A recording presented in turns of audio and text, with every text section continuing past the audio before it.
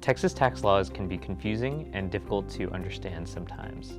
This video series is designed to help you understand the information you need to determine your tax responsibilities as a contractor. In this video, we'll cover basic terms used in our tax laws and rules. Once you have watched this video, you can select from one of the different contractor tax videos to better understand your tax responsibilities in each situation or scenario. In Texas, contractors may be required to collect Texas sales or use tax. If you perform new construction or residential repair, remodeling, and/or restoration work, you are considered a contractor. Or if you perform non-residential repair, remodeling, and restoration work, you are considered a taxable service provider. In this video, the term contractors refers to both contractors and taxable service providers. Contractors can include home builders, general contractors, subcontractors, developers, or specialty trade contractors such as plumbers, HVAC technicians, electricians, painters, interior designers, and installers, such as installers of carports, solar panels, fire alarm systems, and home theaters are all considered contractors. As a contractor, you can perform work on different types of real property, such as residential or non-residential. Residential property is a property that is either a single-family or multi-family building used as a residence and not as a business.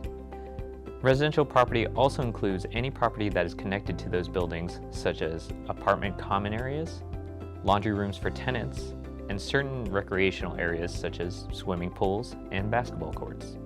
Non-residential property, or commonly referred to as commercial property, is property without facilities for people to live in. It also includes buildings and other improvements built into or affixed to the land. Some examples of non-residential property include office buildings, shopping centers, industrial parks, bridges, hotels, and motels. You can also perform or provide different types of work or services to each of these types of properties. That work includes new construction, repairing, remodeling, restoration, and maintenance. You can use different types of contracts to bill or invoice your customer, either lump sum or separately stated. Your tax responsibilities are different for each one. Lump sum contracts are known as fixed price, flat price, and turnkey contracts. When you bill your customer, you charge them a single amount for labor and incorporated materials instead of separately itemizing them. Separated contracts are known as time and material contracts. When you bill your customer, you separately state the labor and incorporated material charges.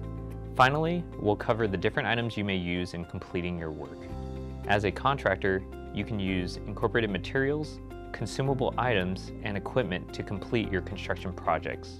Knowing how to classify these items will help you understand if you should pay sales tax when you purchase these items. Incorporated materials are items that you incorporate into and become a part of any permanent real property improvement. These are some examples of incorporated items you might use.